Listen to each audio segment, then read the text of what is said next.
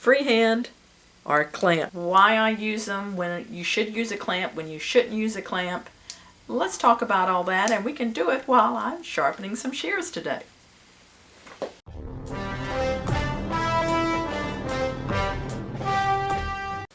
I have some mail order shears that came in.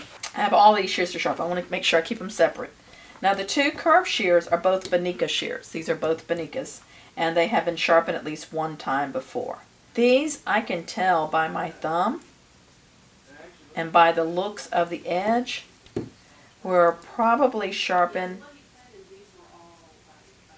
by my son-in-law at a hair show.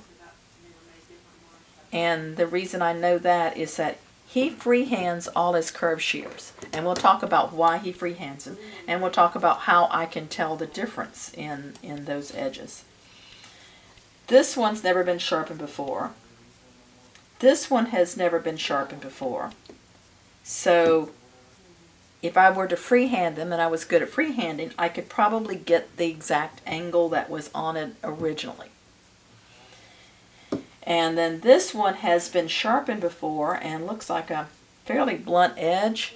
And to bring it back to the right angle, usually when you're freehanding, and we'll talk about that in a second, you're bringing it up to where the edge is now.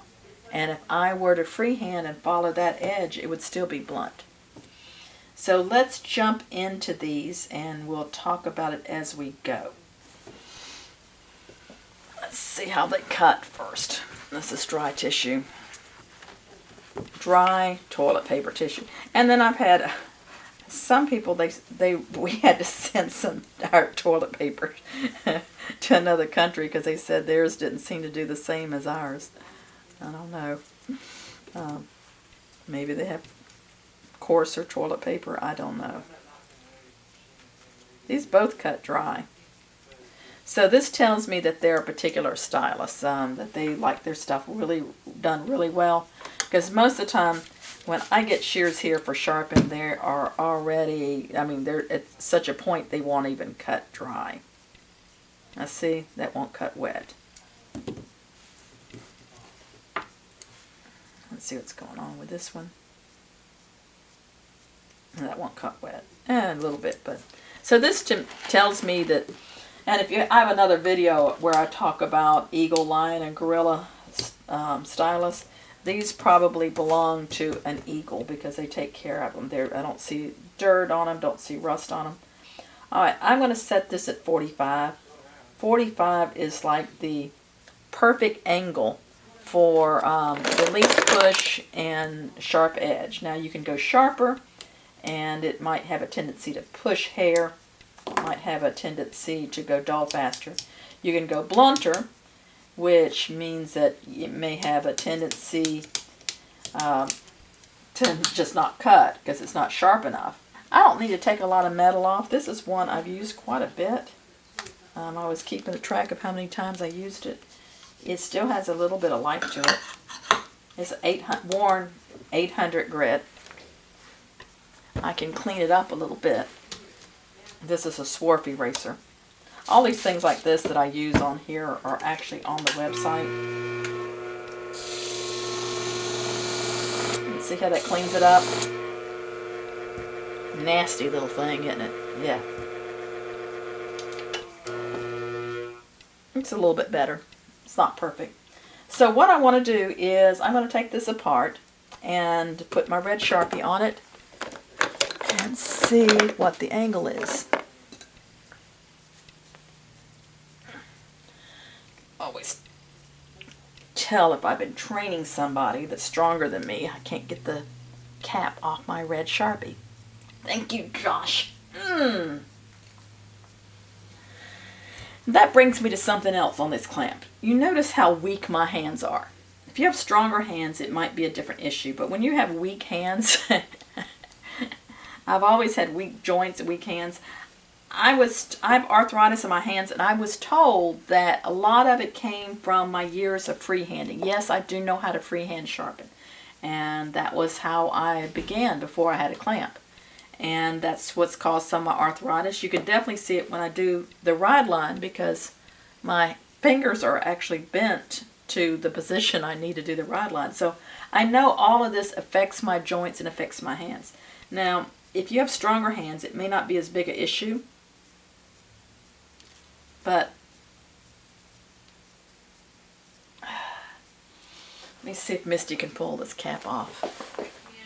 You can't! Josh, he put the cap on too hard. Here, I found another Sharpie. Maybe this one will come off. Oh, somehow this one's greasy. Oh, oil spilt all over it. Oh, that's not good. I'll never get that cap off. So I found another Sharpie, but oil spilt all over it. You see how it's shining? Oh, but that one came off. Okay. Let's wipe off some of this oil, though. Don't like to have greasy hands when I'm doing this. In fact, let me put some alcohol on my hands and my Sharpie. I really don't want oil on this or on my Waterstone especially. I found one, Misty. Okay. This one next time Jay comes or Gene comes. Well, Gene can't pull the caps off anymore, can he? Oh, he's still here? Yeah. I think after he washes his hands. Just come loosen this cap on here. Maybe I can actually put the cap on. I got the cap on, but this one I can't take the cap off. Oh, you look so pretty with your scissor sweatshirt on. Yay! I didn't know. Well, now you got red on my finger. Sharpen my finger off. Come here, come here, come here, come here, come here. Oh, I look like I'm bleeding. There, you want a Band-Aid for it? Yes. Never mind, Jay. Me with her pen. Nice. Never mind, Jay. What? She could take the lid off of her red marker. You know, there was a time. Do you remember when we had that homeless guy that was living with us? It was in our Sunday school class, and he would go in and he'd put the lid on the Coca-Colas in the 2-liter Cokes in the refrigerator too tight, and then I'd have to go find somebody to take the cap off of it. Okay, what I'm looking at here, and let me bring this up to, so you're magnifying. Alright, so it's removed at the edge. If you go down, you'll see a little bit of red right on the edge. 45 seems to be the right angle for this one. I didn't scratch it at the tip, but 45 looks pretty good. Now, I'm going to stay with the 45 because that's typically when I'm doing a convex edge, I don't do a scratch test because I'll just decide based on the quality of the shears, how the customer is using them, what angle to do them at. His shears were already in good condition. He took care of them. I'm guessing just from looking at his shears, he's an eagle cutter, which means he's very particular about how his shears cut and what shears he buys. So I would go with the higher angle. If I got them in here and they were, even if they'd never been sharpened, but they were all nicked up, they were nasty, dirty, had corrosion on them, he had some other lower end shears, I would probably bump it down to 40. So if I was freehanding it, I would be easily, you know, I could freehand and stay at that angle. And freehanding, what you're doing, just so you can kind of know. You sort of get your light where at just the right angle, and then when you roll it to the edge, you can see by the shadow, well, you can't see where I've got the light there. You can see by the shadow if you're right there at the edge, and you want to just kind of slowly, you know, coming in here and working your way to the edge. And it's really easier with a machine upright and you're doing it this way, but that's the freehand method of it. So this one would not be that hard to freehand because the steels, it's a 440C, it's a moderate steel, but if it was a really hard steel, you might think you're doing something wrong, you're not getting to the edge, and then you would tend to roll over it. And that's your other danger, is because you have shears of different quality of steel. If you're freehanding, you have a tendency to change the angle and make the ones with a harder steel a blunter angle. Does that make sense? Do you know how I know? I've done it back in the days when I was freehand. I went to a salon, really fancy salon, and they were all very high-end, expensive shears, and I thought, oh, what am I? I'm not getting all the way to the edge and freehanding it. And so when I over-rotated it to get my burr, then they wouldn't slide cut, never got back in that salon again. So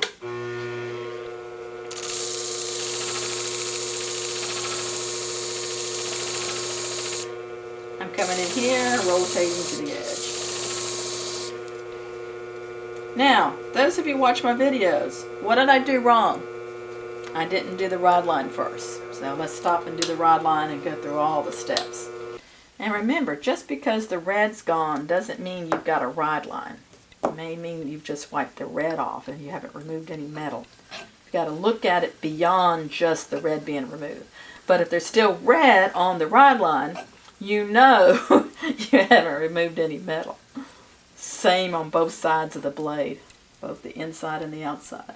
Now see, that one came out nice. This one is a little bit out of alignment, but I think it'll cut fine. Now this is a step, if you don't have my clamp, you have one of the other clamps, you may want to freehand it, because you don't want to roll over the edge. You want to just kind of come up to the edge. So this is a good time to freehand if you decide to freehand, but just set your original angle with your clamp. You may want to come in and freehand the polishing. I like to use a clamp even for the polishing. It keeps me from rolling over the edge. If I'm talking on a video like this, I can have a tendency to do something crazy. So yeah, I use a clamp even for this. And you notice my clamp, some clamps you're twisting like this, which is really hard on your wrist and carpal tunnel. My clamp, I'm basically just moving this hand like this and that one. So I'm not doing a lot of strain on my hand, and all the weight is sitting on the arm, so I'm not lifting up. But fine things, a clamp in any way, shape, or form is going to make it more ergonomic for you, just less stress on your hands. But it's also going to make it accurate. Using a clamp, to me, is not a crutch, it's better technology. If you were in a factory and you were making the same shear over and over and over, and they were all the same angle, they were all the same steel, yeah, freehand, it's going to be quicker, going to be faster, and you get the muscle memory, you train yourself. But if you're doing a variety of shears like I am today, you need a clamp. Had someone called me yesterday, and that's why I'm doing this video today. They were wanting to come and pay for training, and they had just elected to buy a machine other than mine, which there's other flathones. I won't say this is the only one that's going to do a good job, but they had decided not to buy the clamp that went with that machine, and they were going to freehand. And I can teach freehand sharpening. I know how to do freehand sharpening, but it's just not going to give you the quality of sharpening for a variety of different types of shears that having a clamp or a jig will have. So I suggested if they could only afford one or the other, that they get the clamp rather than get the training. I think the clamp may fix a lot of the problems, especially if you watch some videos on how to use that particular clamp, and that was a different clamp than our clamp. There was one machine out there that I've trained on. I don't know if they make it anymore.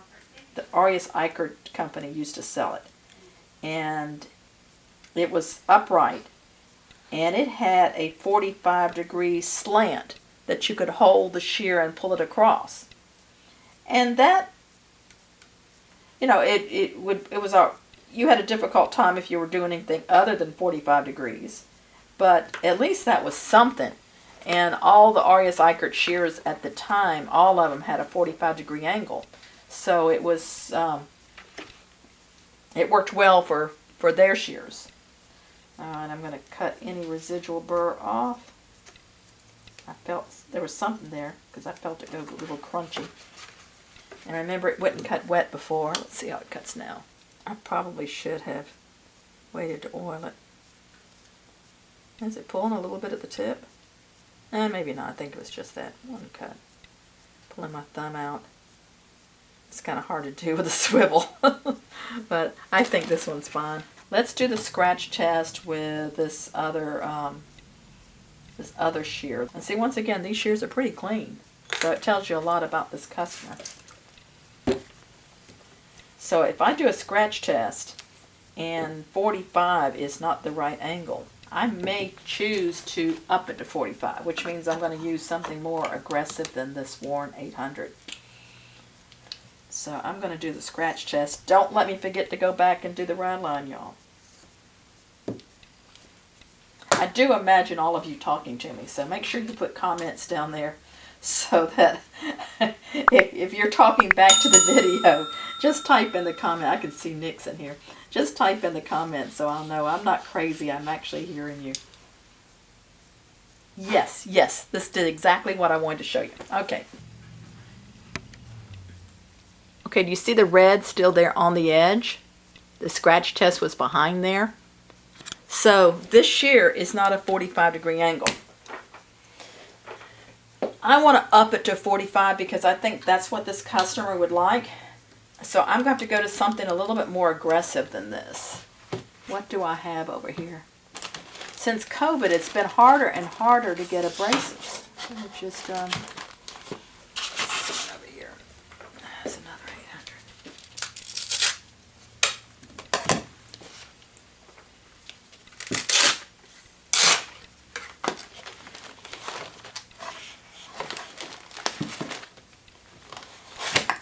800. Okay, here's a 3M. This is a worn 80 micron 3M. Oh, before I get started on this, let's do our ride line. Thank you for reminding me. And these seem to have a pretty nice alignment. You can tell if you're getting a nice ride line pretty easily. And nice and straight and flat.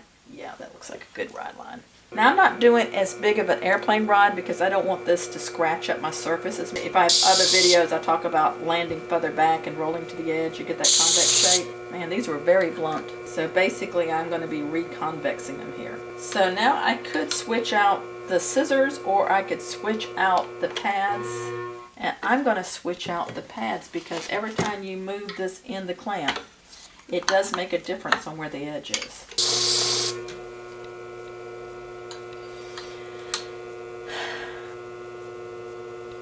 So can you see how much I'm working on it to get it to 45-degree angles? If I was freehanding it and I didn't know what angle it was and I was just doing it by hand, I would be bringing it closer and closer to a blunter edge and I would not be able to get the sharp edge by freehanding. I would just have the tendency, because I'm not getting there, to bring it over too far.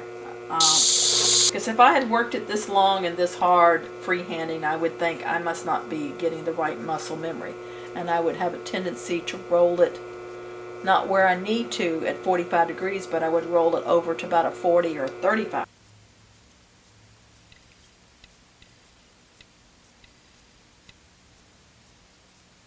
These have a slight nick right here, but I don't think the customer is going to feel it. So tiny, tiny, tiny. So I'm going to let those go because I've already taken off more metal than I like to. So now these, let's do the scratch test on them. And one of the reasons, you know, my clamp has this little cutout thing. People just think it's decorative or something. If I were to do the scratch test without taking them apart, which I can do that, I can fit that little knobby screw down into that hole, and see, it fits in here. This is why I really like the clamp on our Cymec. As I said, I train on a lot of other machines, but I prefer to train on the Cymec because I think you get the best results in sharpening and easier on your hands. And this one here, see, I can do a scratch test without taking it apart. And this surprised me.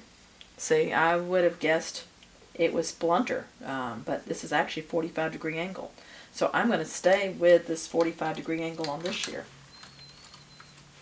So let's go ahead and take it apart and do the ride line and sharpen this one. And then we're going to talk about these curved shears. I've turned my machine upright so that you can see the typical way you would freehand sharpen.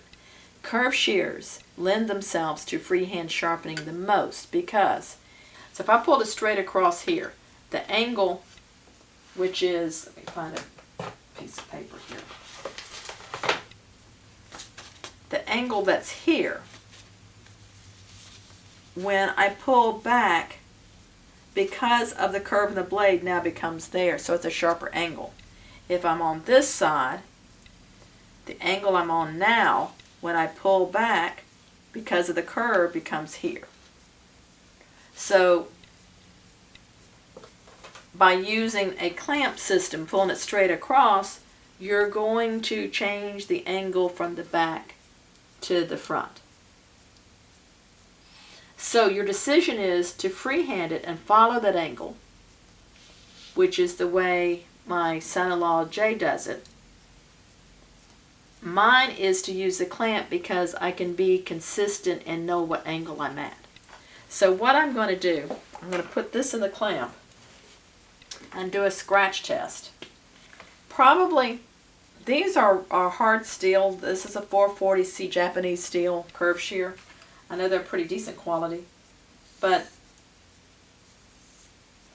usually a 40-degree angle is going to be sufficient. But let's just see, let's do a scratch test at 40 and see if that's where they are.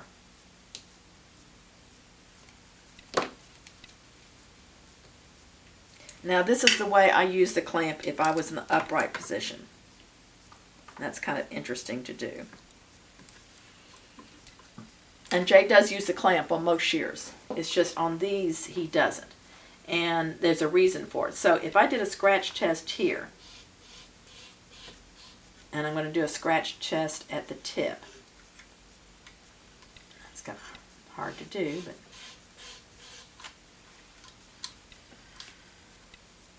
yeah, you're going to see exactly what I'm talking about here. See, in the back, scratch test, I'm right on the money. But when I get to the front edge, you see the red on the edge? So I know he freehand sharpened them, and it looks like he did it at about a 40 degrees, which is about right. Let's see what the other blade is. And he's pretty good. He's pretty good. I just don't trust, I don't trust myself to hold it steady enough. So let's see what's going to happen on this blade. So this blade changed the angle. When we looked at this blade, it was 40 degrees here, and then maybe became blunter, 35 degrees up here. Because we didn't, wait, let me get backwards. No, 40 degrees here, and then maybe it was 45 or 50 degrees up there, so it changed its angle. This one has kept its angle all the way down, and I'll let you look at it. See where the red came off? So this one was consistent. And this is not surprising to me because this is the easier blade to sharpen.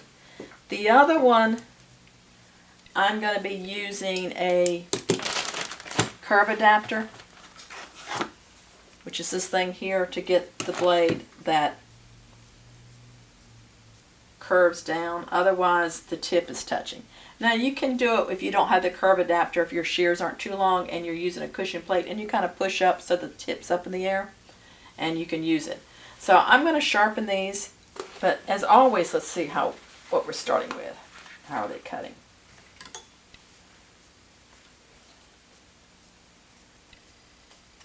Not bad.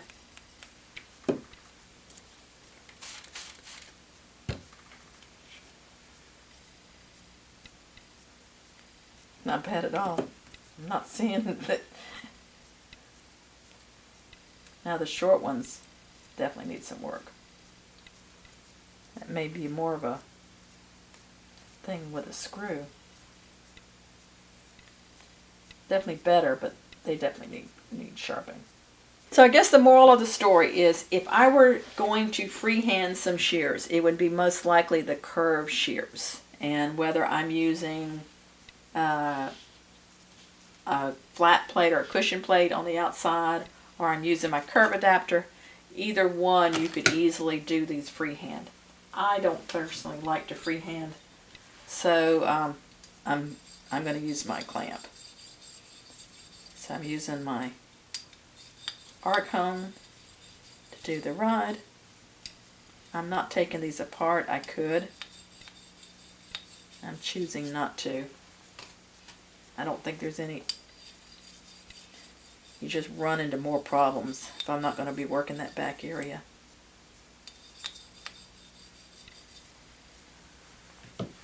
Speeds up my day a little bit. So we decided 40 degrees, didn't we? Alright, let me back up here. So when I did the scratch test, and it was off from the back to the front, that tells me that the last person that sharpened them did not use a clamp. I have to wrap my head around this a little bit. Because if they'd used the clamp, it would have been the same angle all the way down. So it's very possible this blade used the clamp and the other blade was freehand, because this is the more difficult one to do without the curve adapter. So I'm going to put my curve adapter on here.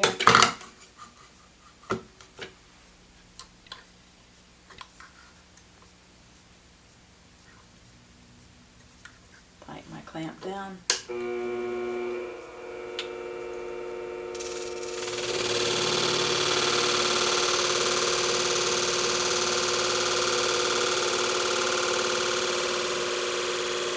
Did you see me do a slight lift up on that?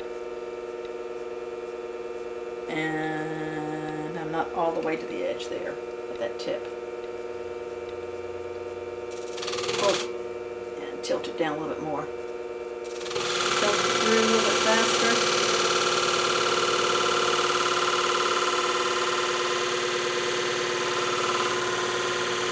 Just being careful.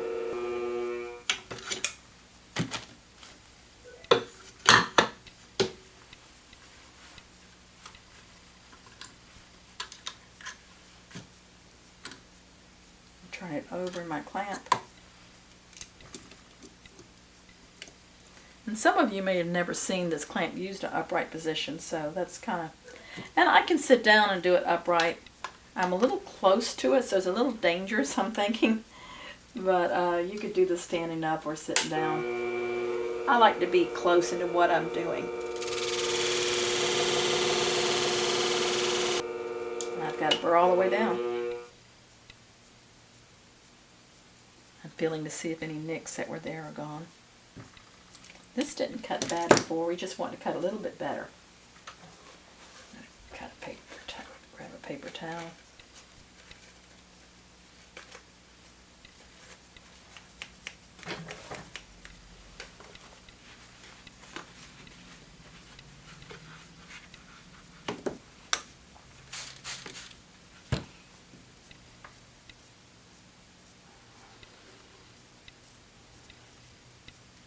So, do you want me to freehand sharpen the other curved shear so I can prove that I do know how to do this? I guess I don't need to prove anything to anybody, but you know, yeah, I guess I do. I like to.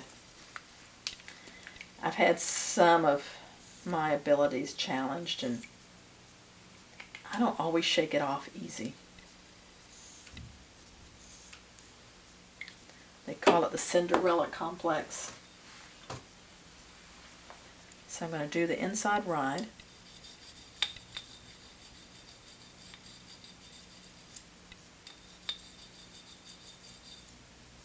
Yeah, that tip looks good.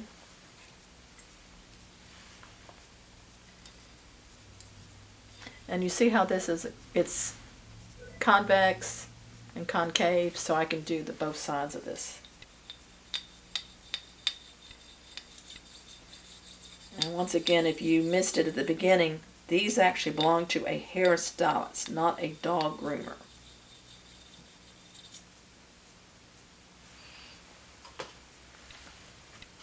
And they may use their curve shears a little bit different. So, prove I can do it, I'm going to do this freehand. Now what I'm going to do is get my light in here, and what I'm looking for is bringing this, there's a little shadow underneath, and then I'm bringing it down to that shadow disappears, and then I'm bringing it around here. And I'm going to go fairly slow.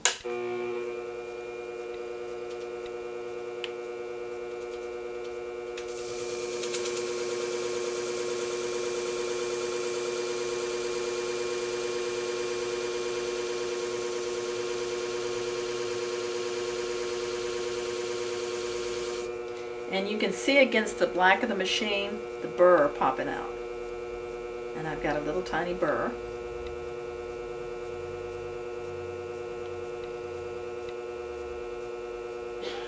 And it's all the way down.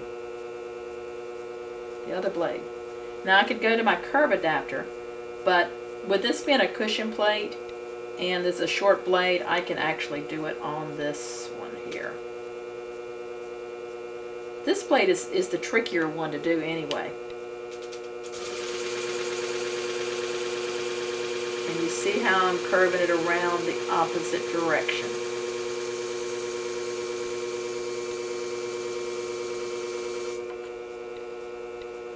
That may be a little bit more blunt than I would have liked, but let's see how it cuts. This is the one that didn't cut before, remember? Or at least it didn't cut wet. I could actually see a little burr popping off when I did that.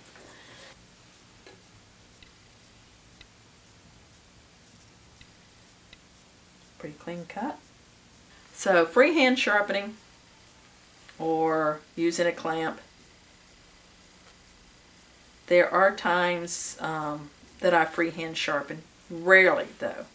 Anytime I'm doing a really, really wide bevel, maybe a cheap grooming scissor or barbering scissor, sewing scissors, pinking shears, a lot of those I'll just put them up here, create a burr, cut it off.